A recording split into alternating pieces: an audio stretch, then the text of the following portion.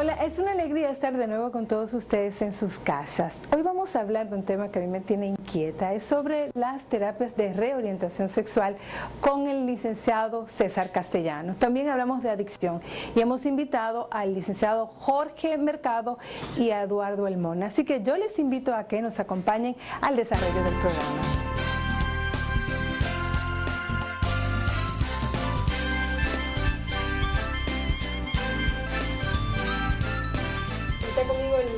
El doctor César Castellanos, quien es psicólogo clínico y además es sexólogo.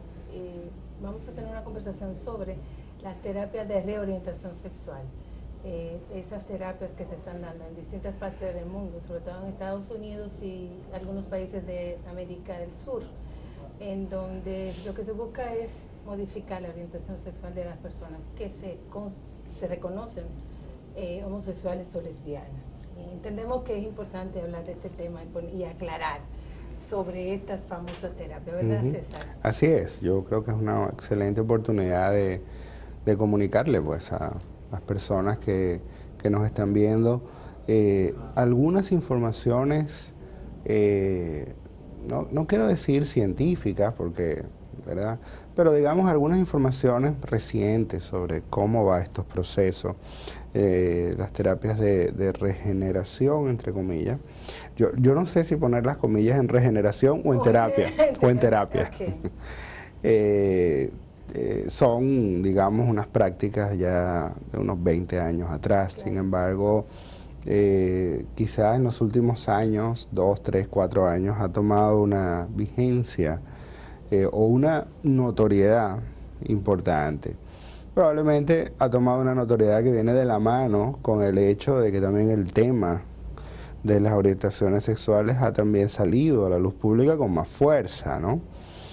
En realidad no existe evidencia de que es tal cosa como la que propone teóricamente este movimiento de terapias de regeneración pueda ser posible. Una cosa, y partiendo del hecho de que la orientación sexual no se aprende, no se imita, no es una moda, no es una elección. Eso plantea entonces que la homosexualidad, una persona es homosexual o una mujer es gay o lesbiana, no significa que ella ha decidido ser. No significa que por las experiencias que ella ha tenido, bueno, yo prefiero tener relaciones con mujeres. Sí. Me gustan las mujeres. Sí, es como, qué sé yo, pues que tuviésemos una terapia para cambiar el color de los ojos. Bueno, está bien, pues, eventualmente habrá alguna forma de hacerlo, pero estás actuando en contra de la naturaleza, ¿no? Pero yo quiero insistir mucho, César, en el sentido de que muchas personas, muchas personas de la población, yo no sé si la mayoría, creen que la homosexualidad se elige. Sí. Y hace años que se ha establecido de que no. Sobre todo porque estos temas se entrecruzan con distintos marcos teóricos, muy particularmente con las creencias religiosas y el sistema de valores y creencias de algunas religiones. Entonces, cuando entra el tema, vamos a decir, filosófico, moral, sin duda hay una postura desde allí, válida también, muy válida, más sin embargo no es la única. Y cuando tenemos que hablar de, digamos, lo que interesa a la sociedad y lo que incluso tiene que ver con las políticas públicas de un Estado, estas no pueden depender de lo que un grupo de la sociedad quiere, pero tampoco de otro. Tiene que garantizar la existencia y la convivencia de todos los grupos de una sociedad. Entonces, obviamente, todo el mundo tiene derecho a expresar opinión y todo el mundo tiene el derecho a tener sus propias creencias. Sin embargo, a lo que parece que no tenemos derecho en ninguna organización social que haya funcionado es a pretender imponer mis particulares creencias sobre las de otras personas. Eso genera problemas, eso genera dificultades, genera tensiones, genera rencillas, genera odios. La orientación sexual de las personas no es... a ver, vamos a ponerlo de esta manera. Yo creo que lo que la sociedad rechaza normalmente, lo que la sociedad no tolera son los problemas de tipo morales o los problemas que van contra los valores, las acciones que van contra los valores. Y algunas orientaciones sexuales estratégicamente han sido presentadas como representantes de antivalores. Y ciertamente, todo el que, digamos, pretende convivir en una sociedad de derechos y donde podamos convivir, pues le gustaría que los valores y los principios predominaran. Ahora, en primer lugar, los valores y los principios no son patrimonio de ninguna, de ninguna filosofía en particular, ni de ningún sistema de creencia en particular. En segundo lugar, digamos, la capacidad de ejercer esos valores viene dada por los aprendizajes en el marco de la familia, en el núcleo de la familia, de los miembros de esa familia, y son transmitidos de familia generación en generación. En tal sentido, la orientación sexual es una variable totalmente independiente de eso. O sea, tenemos personas de orientación sexual heterosexual muy amorales, ¿no? O sea, tenemos, por ejemplo, al Nuncio, fue muy amoral, abusó de niños. Tenemos, por ejemplo, personas homosexuales muy amorales también, que abusan. O sea, la condición de amoral no va relacionado con la orientación Obviamente sexual. no. Y la pregunta que a mí, que me surge a mí, ¿por qué esa necesidad de cambiar al otro? Por miedo. ¿Por qué yo puedo reconocer que una persona homosexual está mal? Sí. No es una cosa exclusiva de querer cambiar a las personas con orientación sexual distinta. Pudiera ser exclusivo si nos quedamos con el análisis del discurso desde algunos sectores religiosos. Si analizamos el Deuteronomio del Viejo Testamento, del Antiguo Testamento, bueno, podemos hacer un análisis de por qué el odio contra todo el que es diferente. Pero esto no es exclusivo de las orientaciones sexuales. El ser humano, cuando se siente amenazado por las diferencias, adopta algunas de tres posturas. O pretende desconocer, descalificar o anular al otro, o se anula a sí mismo. Otra postura que adopta es alejarse de aquello que le genera incomodidad porque lo siente distinto. Okay. Y la tercera forma como lo maneja disfuncionalmente es enfermándose. Sí, enfermándose emocionalmente, ¿no? Deprimiéndose, poniéndose ansioso, haciendo montones de cosas. Entonces, esto se da en las relaciones entre padres e hijos, entre la pareja, entre miembros de una sociedad. Entre, normal de reaccionar. Vamos a decir común. Más que normal. Sí, cierto, y las orientaciones sexuales que no son heterosexuales en un mundo que define al otro desde su propia postura, ¿no? O sea, que define al otro como no yo. Sí. Entonces es muy amenazante. Pero yo pienso que se ve interesante, porque por un lado la aceptación se está viendo. Yo pienso que el reconocimiento de los derechos de las personas con orientación distinta también se están respetando en algunos espacios. Así es. O sea, están ganando terreno. Así es. Pero por otro lado viene esta parte que a mi juicio es una va para atrás, ¿no? Sí, o sea, mira, se han ganado espacios en términos de derechos humanos, porque no son los derechos de las personas homosexuales, son los derechos humanos. Sí, claro. Volviendo al tema de las terapias, entre comillas, de reorientación sexual, Fíjate, es muy interesante porque lo que hemos estado mirando cuando se hace una lectura retrospectiva de los últimos 10 años, de qué ha pasado, hay algunos datos interesantes. Lo primero que se ha observado es que dentro de las parejas homosexuales no parece haber mayor prevalencia que en otros tipos de parejas de las mismas disfunciones, digamos, ¿no? De pareja, disfunciones sexuales, lo que fuere. En segundo lugar, se ha observado que las personas que dicen haberse curado o haberse cambiado de orientación sexual, en gran medida se confunde esto con el miedo a ser homosexual en lugar de el ser homosexual y querer cambiar a heterosexual. Me explico.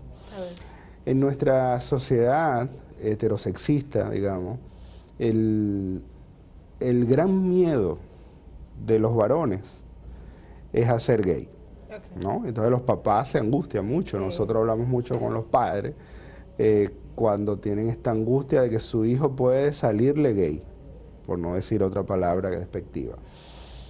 Y entonces esa angustia prevalece en el género masculino en gran medida porque en nuestra sociedad los roles del varón no están claramente definidos, sino que están definidos en función de no ser mujer, ¿no? O sea, a un varoncito se le enseña, no se comporte como una niña, ¿ve? Pero no se le dice... Eso lo hacen las mujeres. Así es, eso es de muchachita, eso es de hembrita, no haga eso. Pero no se reafirma cómo se es varón, se es hombre. ¿Entiendes? Entonces la masculinidad es una construcción, como lo es la feminidad, social.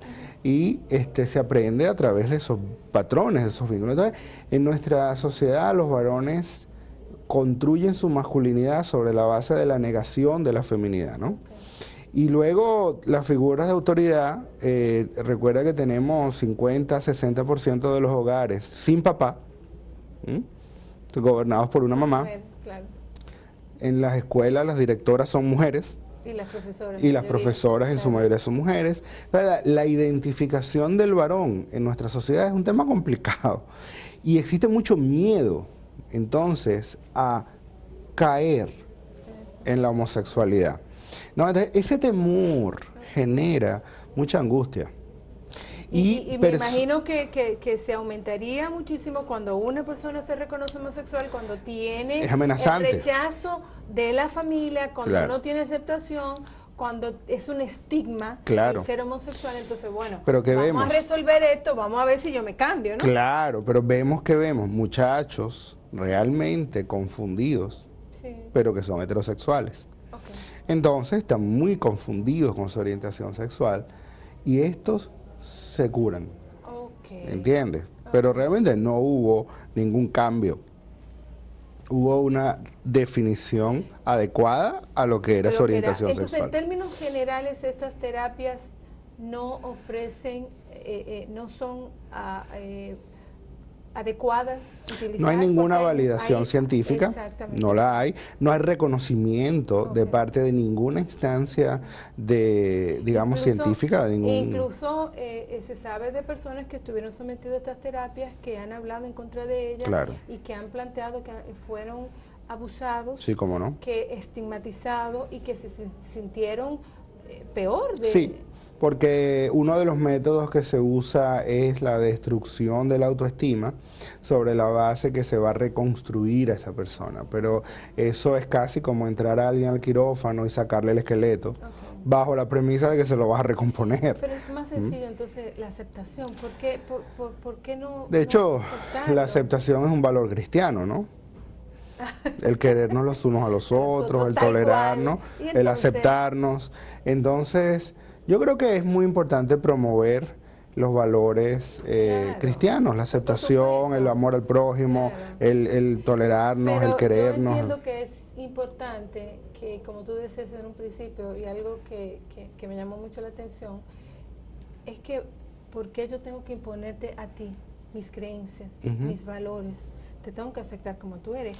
Y a raíz de eso yo leí una carta que escribió un chico, que tuvo por la internet, que le escribía al Papa, cuando el Papa decía, bueno, ¿quién soy yo para juzgarte? Y entonces este chico le decía, sí, yo tengo una pulsión homosexual y yo me siento mal porque yo quisiera ser aceptado por la iglesia y yo quiero ser un cristiano, pero la iglesia me rechaza. Entonces es una posición bastante, yo pienso, interesante para que la iglesia lo vea, en vez de estar señalando y en vez de estar... porque hay muchas cosas que tienen que ver. Es así. Y quizás lo más interesante no es que la iglesia lo rechaza, es la jerarquía de la iglesia. Y las personas construyen su vida religiosa no necesariamente adscritos a una jerarquía eclesial. Claro.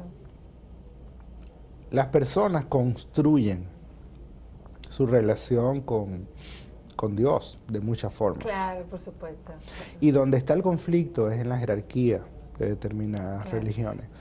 El ser católico, evangélico o lo que sea, no está definido por la aceptación de un jerarca de una iglesia. Está definido por tu relación espiritual. Con Dios, por supuesto.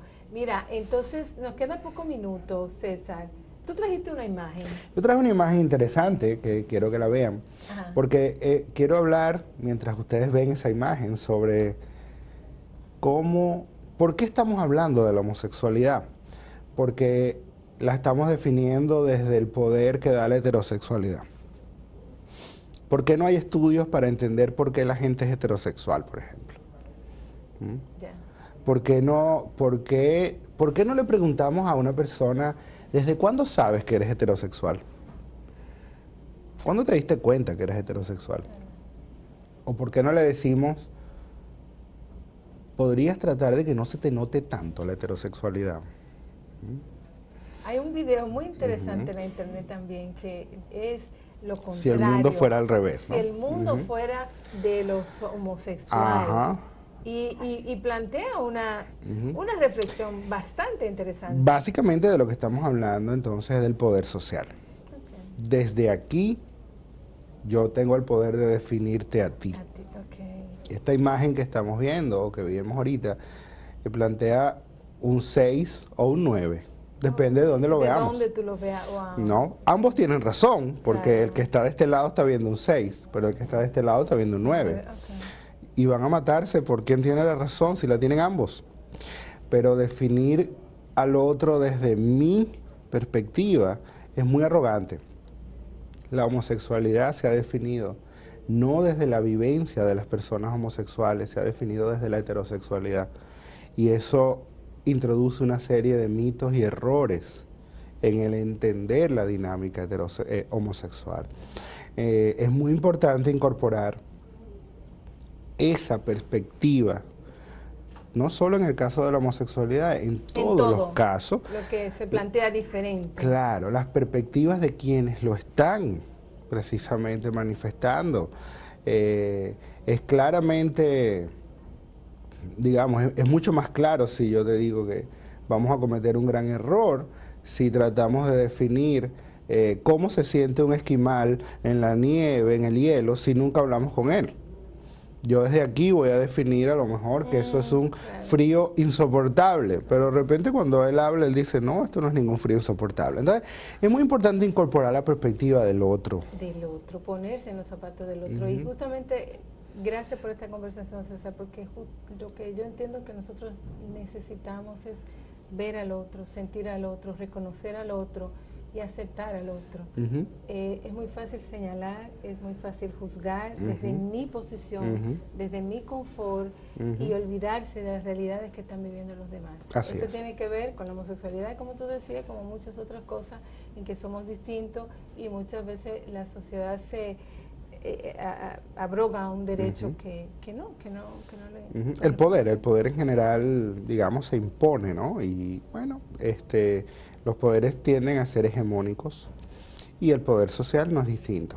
O sea que cuando hay la sexualidad ni se diga, y es interesante, bueno, conociendo la historia de la sexualidad, que definitivamente el poder la maneja. Está asociado, muy asociado. El sexo y el poder están muy asociados, muy asociados. Y las relaciones de poder se reproducen en las relaciones sexuales y viceversa. Y cuando hablamos de orientaciones sexuales, entonces es más grave aún, porque el poder tiene mucha más influencia, dado que hay un tema de estigma, rechazo y discriminación que se exacerba cuando el poder se ejerce de forma hegemónica en lugar de forma democrática. Bueno, yo haríamos el programa contigo completamente, pero ya tenemos poco tiempo. ¿Tus recomendaciones finales para este tema? Recomendaciones, primero, tolerancia. Yo creo que esa es la primera recomendación. Todos tenemos un espacio en el mundo, todos cabemos aquí, no es necesario pelearnos unos con otros. No pretendamos que los demás sean como nosotros. Todo el mundo es distinto. Algunos somos altos, otros somos bajos, unos gordos, otros flacos, unos heterosexuales, otros homosexuales, unos rubios, otros negros.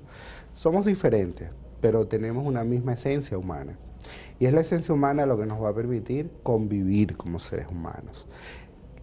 Los problemas psicológicos provienen casi siempre de la poca capacidad que tenemos de aceptarnos a nosotros mismos o aceptar a los otros. Bueno, gracias, lo dijiste todo. Muchas gracias. Gracias, César, y a ustedes les invito a que continúen con nuestro programa.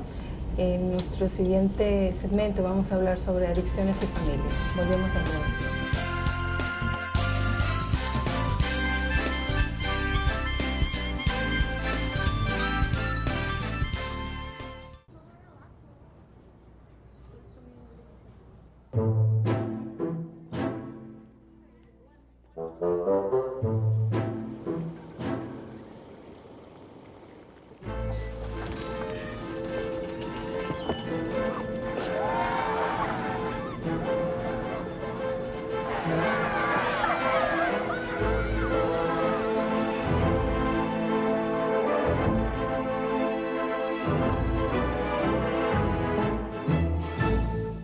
Desayúnate con Millets. Un vaso de leche Millets en el desayuno te da toda la energía para enfrentar el día.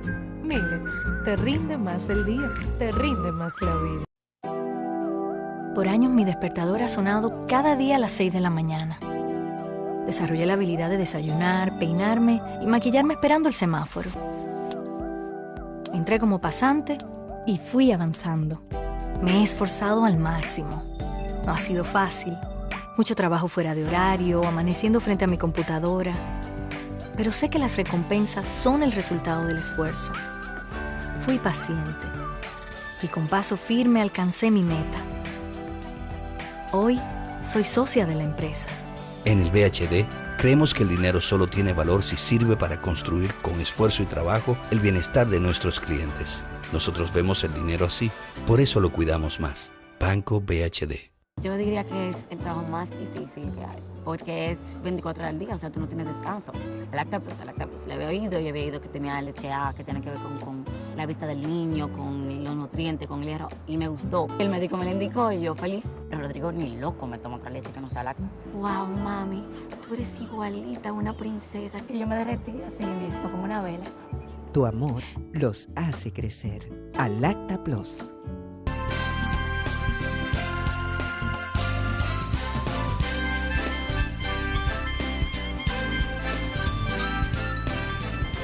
Bueno, ya les había dicho que vamos a hablar sobre familia y adicciones. Yo pienso que es un tema bien importante el que nosotros podamos estar ofreciendo informaciones sobre qué ocurre cuando un hijo o una hija cursa con una adicción, presenta una adicción. Por eso hemos invitado a Jorge Mercado, quien es psicólogo clínico, tiene un máster en psicología clínica y además tiene especialidad en adicciones.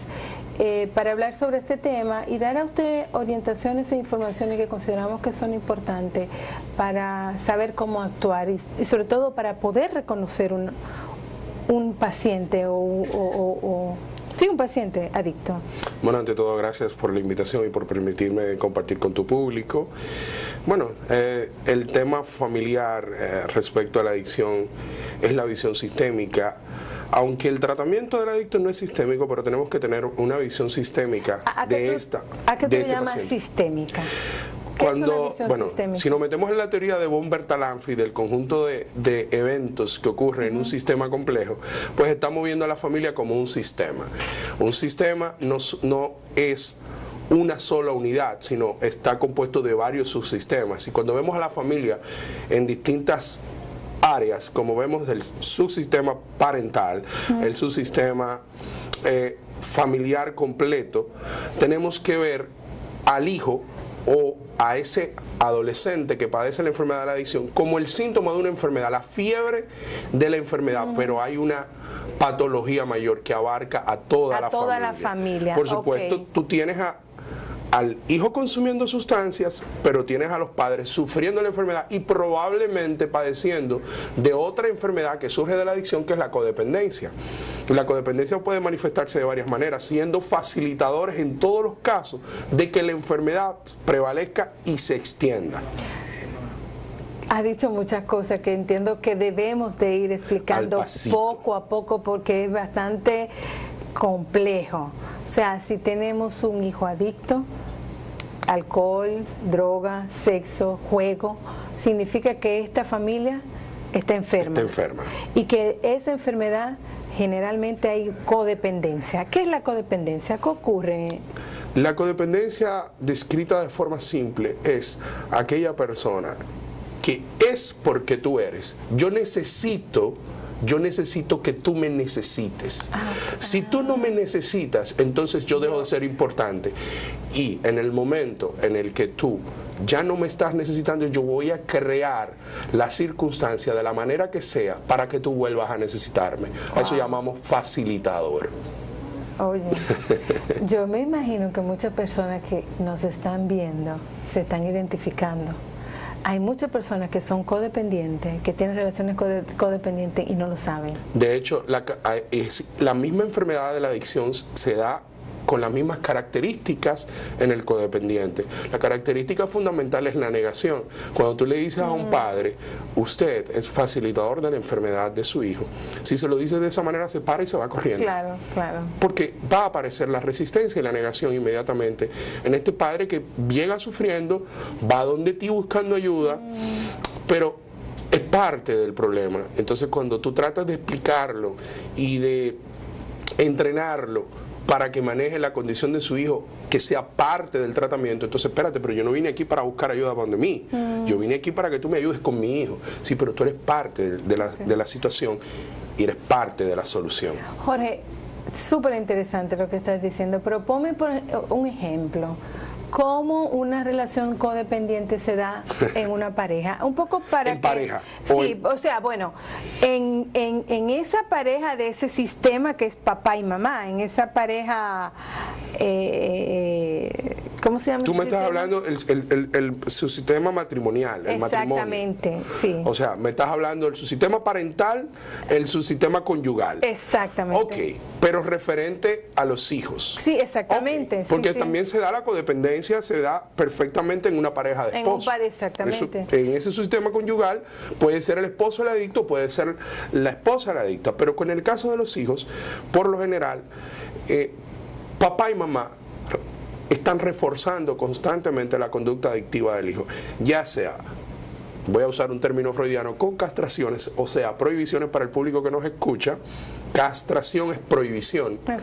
O con facilitación. ¿Qué pudiera ser una facilitación? Y es el ejemplo que me pides.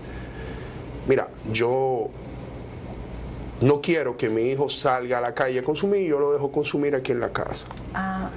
O desde un inicio, ¿qué sería el facilitador que aporta? Proveyendo a este hijo de recursos y no saber ni pasar factura de qué haces con los recursos. O sea, no es posible. Recuerdo un caso de una adolescente de 14 años en la época de inicio de los BlackBerry. Ni yo tenía un BlackBerry. Entonces la madre me decía, sí, porque yo tengo control de ella, porque yo le compré un teléfono para manejar el control y llamarla constantemente. Y yo le pregunto, ¿y qué teléfono tiene tu hija? El último BlackBerry, que costaba un chorro de dinero. Yo me pregunto, o sea, cuando tú quieres comunicarte o tú quieres presentar una imagen en la sociedad, sabemos que existe la presión social. Muchos de estos jóvenes se ven condicionados a la presión social. Esa misma presión social los lleva al consumo, pero papá y mamá se convierten en facilitadores, proveyendo a esto y persiguiéndolo. Hay muchas maneras. La codependencia tiene muchas aristas. Está, por ejemplo, el perseguidor, el detective, el que se vuelve el agente secreto que vive revisando. Buscando. Cuando encuentres, ¿qué vas a hacer? Tienes la solución. Lo importante de esto es mantener una comunicación adecuada, poner a los hijos en la realidad que les corresponde, para evitar los temas de la presión social. ¿Okay? Pero la codependencia es eso, un facilitador. De alguna manera se da de muchas formas. Esa codependencia que tú hablas se da entre los papás y el hijo adicto. Padres e hijos. E incluso triangulizaciones y rivalizaciones entre papá y mamá con el tema del hijo. Mamá tapando de papá, que es el que puede ser que el que lleve la disciplina. O papá tapando de mamá, pagando cuenta, pagando factura. Es un poco más complejo. Lo que pasa es que yo no quiero llevarlo hasta allá, hasta el punto donde mamá sabe que el hijo empeñó una computadora, un anillo, una prenda de la casa, ella va y lo rescata y no le dice nada a nadie. Entonces, para que no se entere. Son conductas que están apoyando la condición de adicción. Bueno, es que el tema de la adicción cae en la prejuicio social. Ningún padre quiere ver a sus hijos, ni que nadie se entere. Entonces, esto se vuelve, está muy tapado. Es algo que pretendemos tapar con un dedito, pero resulta que cada día tenemos más pacientes adictos, cada día tenemos más adictos sufriendo en la calle de todos los niveles, porque el tema de esta enfermedad es que no mira ni raza, ni color, ni sexo. Entonces, pretender seguirla tapando y no ver al paciente adicto como paciente, como una persona que esté enferma por distintas condiciones. La enfermedad de la adicción es multicausal. Hay características o factores genéticos y hay factores sociales, factores ambientales que predisponen esa presencia de los genes. Pero también el adicto se hace. ¿Cómo se hace un adicto? Un adicto se hace, la fórmula es compleja, pero a la vez es simple. Una de las condiciones que yo he podido observar, y hay estudios, no tenemos estos estudios aquí, pero de los estudios que disponemos de otras sociedades y la observación empírica en la República Dominicana, te ha mostrado que el 70% de los adictos tienen ausencia de la figura paterna. Excelente o sea, padres, esto es dramático. Y cuando hablamos de ausencia de la figura paterna, nos pudieran estar escuchando y pensar, bueno, es que papá se divorció de mamá y no está presente. No, tenemos a padres presentes en el hogar, físicamente, padres proveedores. Pero distante. Pero no son padres que están presentes en la vida de los hijos. Esa es la condición principal. Esa es el patrón que vemos más comúnmente. Pero yo diría que se dan diversos factores, pero ese es uno de los patrones que yo he observado, ausencia de la figura paterna. Para eso también tuviéramos que recordar que hay una predisposición genética, que hay la presión social, que tienes otros condicionadores en el entorno, porque muy bien, y estos hijos que tienen ausencia de la figura paterna y no desarrollan la enfermedad. Pero yo diría... Tiene factores protectores. Y a eso vamos. Antes de que tú me hables un poquito de el tratamiento integral que tú ofreces en tu centro, ¿cuáles son los factores protectores? ¿Cuáles son los factores que previenen la adicción? Mira, la comunicación es fundamental entre padres e hijos. La apertura. Nosotros hablamos de valores invertidos en esta época. Yo pienso que no. Ya hace un tiempo Dante Alighieri hablaba de que el lugar más caliente del infierno estaba hecho para aquellas personas que no hacían nada en esta época de decadencia moral. Estamos hablando de cerca de 500 años. Entonces, si vamos hoy en día, de los valores que tenemos es que los hijos, si nosotros queremos, son más comunicativos. Ya no es como antes. Mira, aquí no se puede hablar, los muchachos están para allá, los adultos están para acá. Podemos acercarnos a nuestros hijos, tener una mejor comunicación, saber cuáles son sus preocupaciones y no pensar, por sobre todas las cosas, que nosotros nos vamos a extender a vivir a través de la vida de nuestros hijos. Patrocinar o promover el deseo de nuestros hijos, lo que ellos quieren. Anteriormente no se le preguntaba a los hijos cómo ellos querían las cosas. Ahora podemos hacer eso. ¿Qué quieres estudiar? Si puedes proveerlo, ¿en qué universidad quieres estudiar? ¿Tú entiendes que preguntamos de más entonces, a veces? No, yo entiendo que hablamos poco No, que preguntamos de menos. Todavía nos falta avanzar. Nos falta avanzar en ese tema de la comunicación, nos falta darle espacio a nuestros hijos en nuestras vidas. Eso tiene también el tema de las aristas de que cuando hablamos de que nuestros hijos tengan espacio en la dinámica familiar, no significa una intromisión en otro subsistema. Es su espacio. Es su espacio es de ellos y el espacio de los adultos es el espacio de los adultos.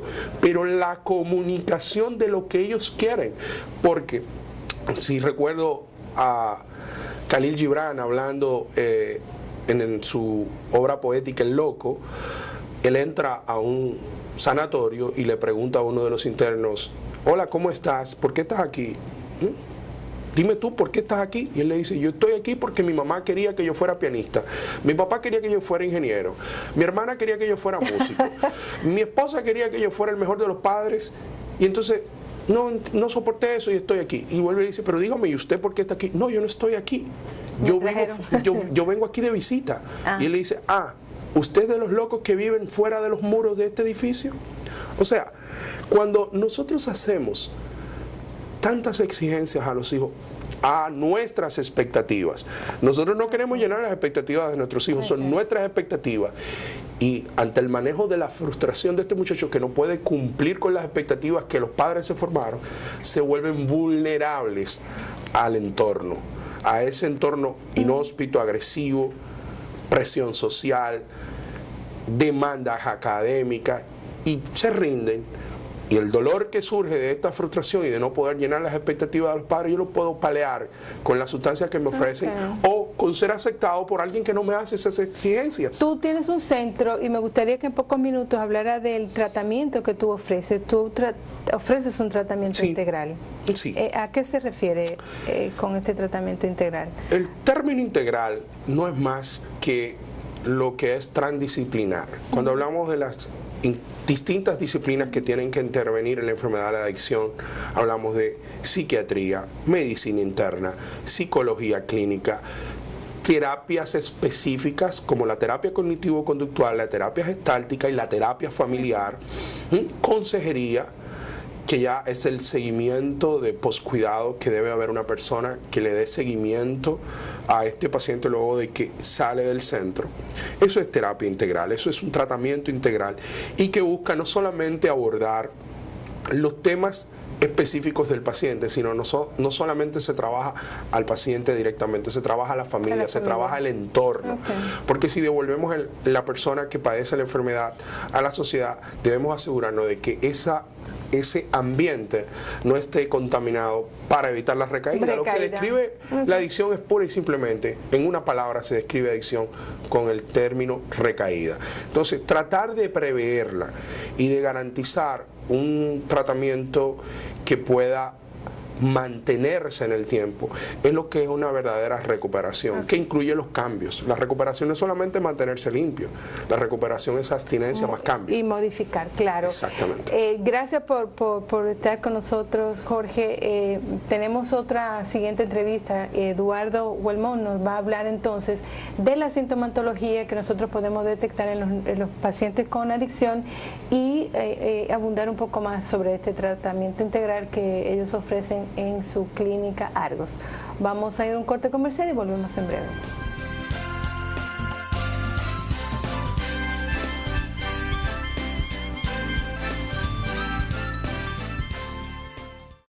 Como actor, siempre tengo que creerme el personaje. Así tenga que hacer de Ricardo III o de mascota. Lo que nunca creía es que con mi sueldo de actor podría llegar a tener mi propia casa. Hasta que mi amigo Luisito me habló de cómo él se había comprado la suya con el VHD. Fui ahorrando para el inicial, aceptando un par de papelitos extras, de doble de una de vaqueros, de payaso de cumpleaños, de galán de novela y del malvado de la misma novela. Y me preparé para el gran estreno, el de mi nuevo apartamento. En el VHD, creemos que el dinero solo tiene valor si sirve para construir con esfuerzo y trabajo el bienestar de nuestros clientes. Nosotros vemos el dinero así, por eso lo cuidamos más. Banco VHD. Prevenidos todos, boletos en mano, ya mi compañera Lolis está lista para mover los números. ¡Adelante! boleto ganador de la casa de tu vida es el 275697. ¡Felicidades al ganador! ¿Te falta concentración?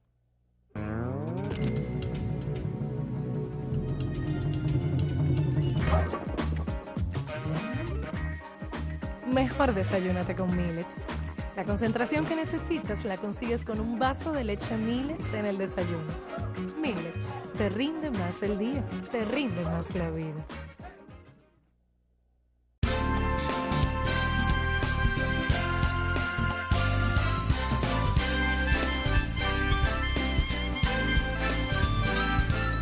Continuando nuestra conversación o nuestro tema, estamos hablando sobre adicciones. Está conmigo Eduardo Huelmón, quien es también psicólogo clínico y está trabajando en el tema de la adicción. Tú tienes una formación en adicción. Sí, es correcto. Yo soy psicólogo clínico y también especialista en adicciones. Ok. Yo quiero, Eduardo, que tú por favor me digas cuáles son los síntomas que unos padres, una mamá, un papá o quizás una profesora deben de estar atentos para reconocer que un hijo, un adolescente está iniciando con alguna adicción. Sí, por supuesto. El síntoma más obvio es el consumo de la sustancia. No necesariamente hablamos de sustancia como droga, sino que la sustancia puede ser juego. Okay. Puede ser otro tipo de actividad, y la bebida, sexo, internet también. Ok, claro. Claro que sí. Los juegos, juegos de azar.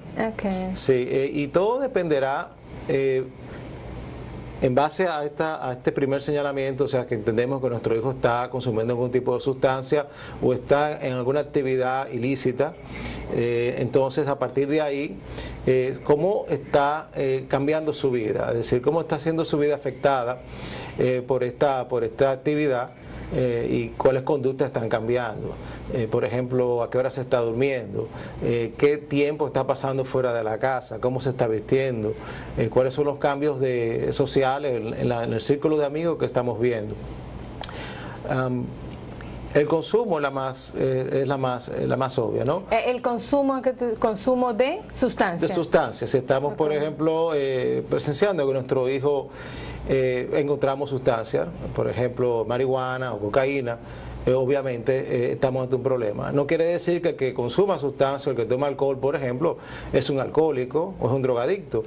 Pero obviamente si nuestro hijo es adolescente y se está iniciando en este tipo de actividad, debemos tener mucho cuidado. Luego están el tema de su vida, las áreas de su vida, cómo está siendo afectada. Por ejemplo, en lo académico. Okay. Si nuestro hijo adolescente está siendo deficiente en sus estudios, si no está aprobando los cursos, si no está respondiendo de manera adecuada a su formación, entonces es un momento que debemos pensar en intervenir a ese hijo. Básicamente, Eduardo, por lo que tú dices, yo pienso que la conducta, los cambios de conducta que están teniendo los muchachos en la casa son una llamada de atención para los padres, porque no necesariamente nosotros nos vamos a dar cuenta por rasgos físicos, porque muchas veces se ha hablado de que bueno, que los ojos rojos, que esto, que lo otro, pero básicamente son los cambios de conducta que uno puede ir reconociendo que tienen estos chicos cuando están envueltos en un tema de consumo de droga, sí, o en otras claro situaciones sí. adictivas. Con los adolescentes hay que tener mucho cuidado, obviamente es una edad muy confusa, sobre todo para los padres, no saben cómo manejarse con sus hijos. Los adolescentes tienden a buscar ídolos, por ejemplo en la música, rockeros, adquieren o imitan conductas de estos personajes, adquieren otro tipo de lenguaje y obviamente están buscando su independencia y pueden ser desafiantes con los padres. No, la rebeldía de un hijo en la adolescencia no necesariamente indica que puede haber un conflicto, un problema de adicción. Ahora bien, conocer lo que es la adicción, entender la enfermedad, conocer sus síntomas, es importantísimo para el padre, obviamente, y conocer los signos que son, como tú decías, si un hijo te llega con los ojos rojos, si te está hablando, es decir, con la boca estropajosa, si no se levanta a las 3 de la tarde, si no llega a la casa, si definitivamente hay un conflicto importante disciplinario en la casa, es decir, está desafiante y bueno, está ingobernable, entonces podría ser que haya un problema. Y si sumamos a esto que descubrimos o nos informan de que el hijo o la hija están consumiendo sustancias, entonces es un momento ya donde debería actuarse. Okay. Que no podemos negar, porque muchas veces tenemos el miedo de que descubrir que nuestro hijo está consumiendo sustancias, que pudiera ser un drogadicto o un jugador o estar envuelto en adicción, pero quizás ese sería uno de los puntos más importantes, atrevernos a reconocer que sí, que puede pasarme a mí, claro, y que si yo actúo a tiempo, entonces el pronóstico sería mucho mejor. Okay. Lo que tú planteas a mí me parece muy importante y por eso el tema, para que los padres puedan reconocer cuando sus hijos están en estas situaciones y buscar ayuda. Porque Jorge hablaba en el segmento anterior el tema del estigma. También los papás muchas veces nos negamos ante una situación y esa negación y esa falta de reconocimiento y de aceptación lo que va a posponer el tratamiento, lo cual va a ser perjudicial para el chico o la chica que esté envuelto. El esperar actuar es normalmente uno de los problemas más difíciles para lidiar con hijos adictos. Mientras más nos negamos a actuar, pues más difícil se hace el caso. Una persona que llega adolescente, por ejemplo, a terapia, el pronóstico es buenísimo, porque los adolescentes son moldeables, porque son más receptivos, porque además las terapias funcionan mejor con adolescentes, sobre todo cuando tú los tienes en un ambiente adecuado y conviven e interactúan con otros adolescentes que están buscando solución a su problema. El adolescente normalmente tiene la facultad de querer pertenecer y se adapta más rápido a los grupos, cuando tú lo insertas en grupos donde ya hay un deseo de recuperación y de trabajar, pues los resultados son muy positivos. Tú hablabas y fuera de cámara me decías que en el centro donde que ustedes están llevando, tienen adolescentes por tema de prevención. ¿Eso qué significa? Yo entendía que se hospitalizaba o se ingresaba un chico porque ya estaba dentro de uno de las etapas de la adicción avanzada. Entonces ustedes ingresan de manera preventiva. Así es. En Argos también trabajamos de manera preventiva con adolescentes sobre todo. Es difícil diagnosticar adicción cuando solamente tenemos pocos elementos, quizás hemos encontrado sustancias escondidas que tenía el hijo o me reprobó el curso. Muchas veces los adolescentes experimentan, muchas veces sus conductas desafiantes o su falta de atención a los estudios son propios de la edad, pero no podemos descartar que esto se vaya a convertir en un problema grave. Entonces, cuando hay un malestar en el seno de la familia, cuando nuestro hijo no está respondiendo como debe responder y encima encontramos sustancias, una buena idea es pues intervenirlo y llevarlo donde un profesional y ponerlo en observación y además integrarlo en la comunidad terapéutica para que de manera preventiva podamos prevenir cualquier situación futura. Okay. Sí. ¿Cuáles son los servicios que ustedes ofrecen en Argos? Porque planteaban de que ustedes son una opción, diríamos, cómoda. Sí. Porque los tratamientos para atención de la adicción son bastante costosos. Sí, bueno. En tratamiento de la adicción, obviamente, puede variar desde consejería hasta internamiento. Todo depende de la etapa. Todo depende de la etapa y de la persona. Nosotros pues ofrecemos el servicio de consejería. Okay. También ofrecemos servicios de internamiento, residencia y servicio ambulatorio. Dependiendo del grado o la etapa donde se encuentra el individuo, pues nosotros determinamos que una u otro servicio les es provechoso. Ustedes son un equipo de profesionales que están atendiendo. Así es, somos un equipo de personas, profesionales todos, en el área del tratamiento de la adicción. Somos 4 personas, más un psiquiatra de planta. Ok, gracias. ¿Dónde está ubicado el centro?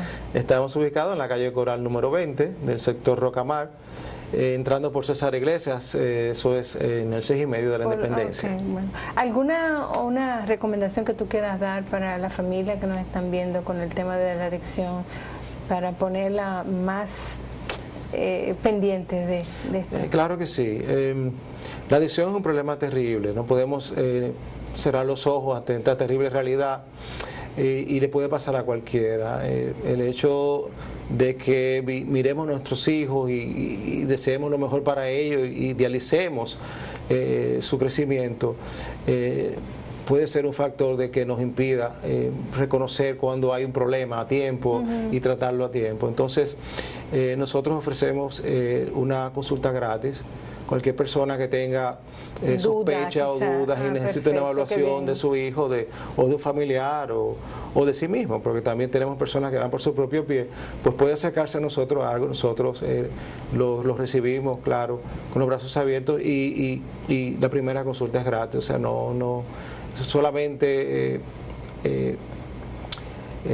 con una consulta, con un acercamiento, claro, una idea, una aclaración, exactamente, sí, para reconocer en qué punto está, claro, y entonces ofrecer las recomendaciones. Sí, porque es que la negación es parte del problema, de la enfermedad. Es parte del problema y parte de la humanidad, porque realmente... Entonces, dar ese primer paso y acercarse a un equipo terapéutico que le pueda dar una información puntual es importantísimo. Bueno, gracias Eduardo y éxito. Gracias a ti. Y a ustedes, yo pienso que con esta conversación con Jorge y con Eduardo hemos abordado aspectos muy importantes sobre la relación padre e hijo, sobre la necesidad de la comunicación, sobre todo no plantearse expectativas por encima de las posibilidades que tienen los hijos y sobre todo de escuchar, de armonizar y de aceptar.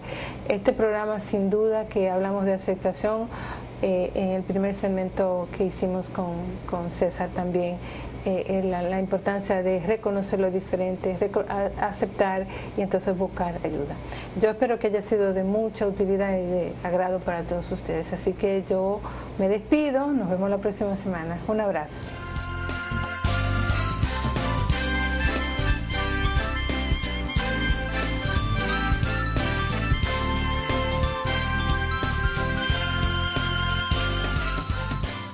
Principios predominaran.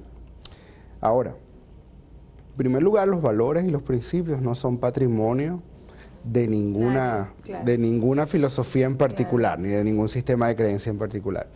En segundo lugar, la capacidad de ejercer esos valores viene dada por los aprendizajes en el marco de la familia, en el núcleo de la familia, de los miembros de esa familia, y son transmitidos de familia generación a generación.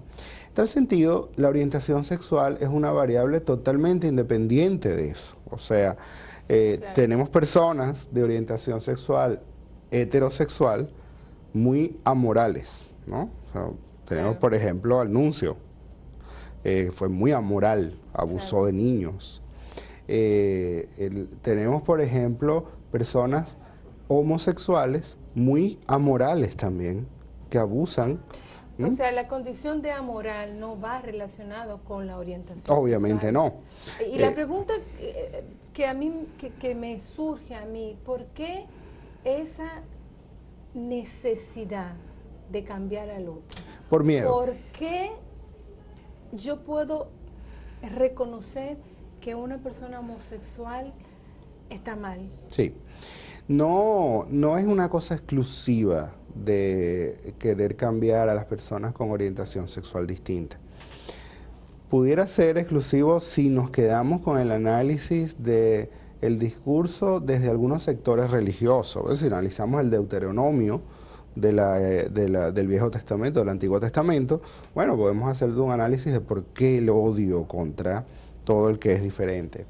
Pero esto no es exclusivo de las orientaciones sexuales. El ser humano, cuando se siente amenazado por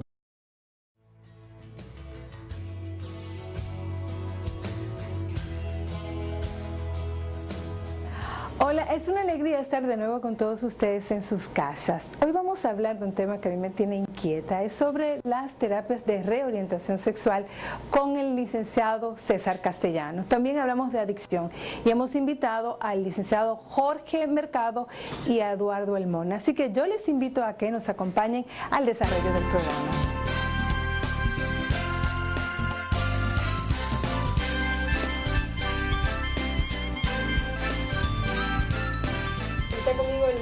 El doctor César Castellanos, quien es psicólogo clínico y además es sexólogo. Vamos a tener una conversación sobre las terapias de reorientación sexual.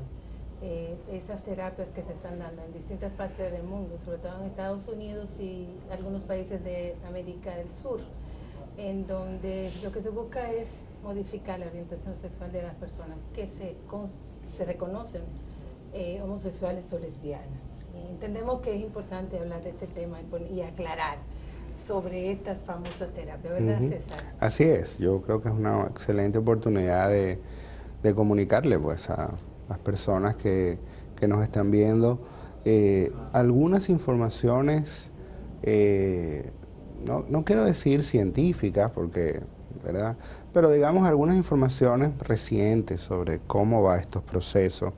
Las terapias de regeneración, entre comillas. Yo no sé si poner las comillas en regeneración o en terapia. O en terapia. Okay. Son, digamos, unas prácticas ya de unos 20 años atrás. Claro. Sin embargo, quizás en los últimos años, 2, 3, 4 años, ha tomado una vigencia o una notoriedad importante. Probablemente ha tomado una notoriedad que viene de la mano con el hecho de que también el tema de las orientaciones sexuales ha también salido a la luz pública con más fuerza, ¿no?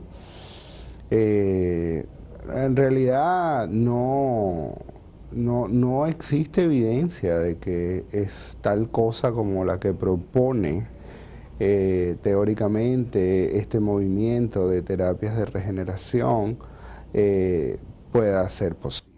Una cosa, partiendo del hecho de que la orientación sexual no se aprende, no se imita, no es una moda, no es una elección. Eso plantea entonces que la homosexualidad, una persona es homosexual o una mujer es gay o lesbiana, no significa que ella ha decidido ser.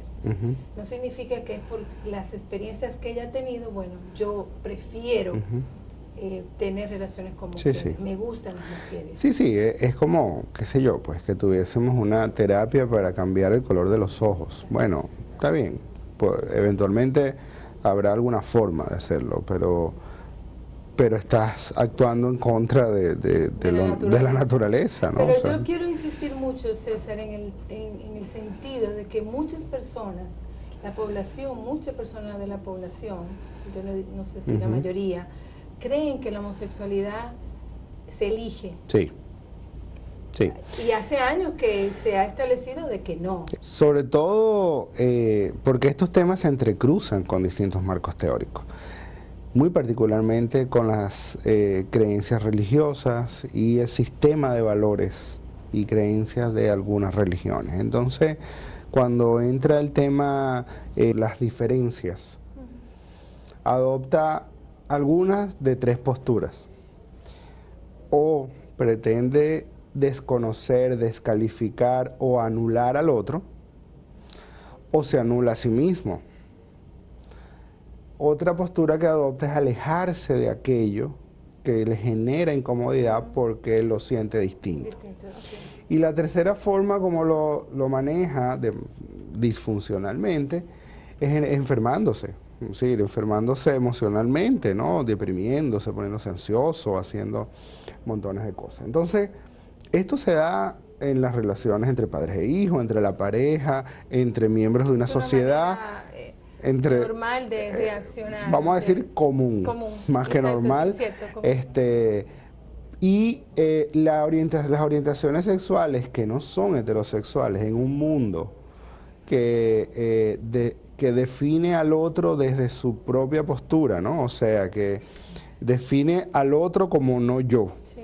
Entonces es muy amenazante. Pero yo pienso que se ve interesante, porque por un lado la aceptación se está viendo.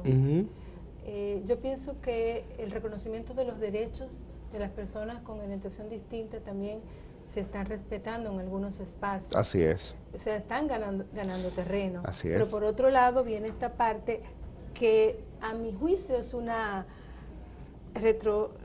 va para atrás, ¿no? Sí, o sea, mira, se han ganado espacios en términos de derechos humanos, porque no son los derechos de las personas homosexuales, son los derechos humanos. Humanos, sí, claro. Volviendo al tema de las terapias, entre comillas, de reorientación sexual, fíjate, vamos a decir filosófico, moral, sin duda hay una postura desde allí, válida también, muy válida, más sin embargo no es la única.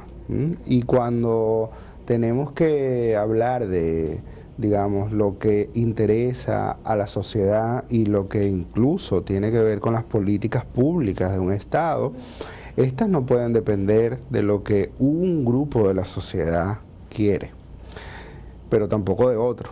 Tiene que garantizar la existencia y la convivencia de todos los grupos de una sociedad.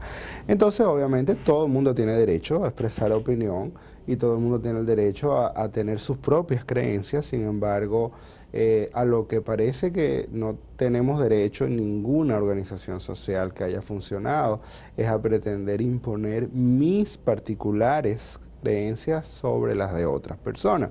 Eso genera problemas, eso genera dificultades, genera tensiones, genera rencillas, genera odios. La orientación sexual de las personas no es... a ver, vamos a ponerlo de esta manera. Yo creo que lo que la sociedad rechaza normalmente, lo que la sociedad no tolera son los problemas de tipo morales o los problemas que van contra los valores, las acciones que van contra los valores. Y algunas orientaciones sexuales estratégicamente han sido presentadas como representantes de antivalores. Y ciertamente todo el que, digamos, pretende convivir en una sociedad de derechos y donde podamos convivir, pues le gustaría que los valores y los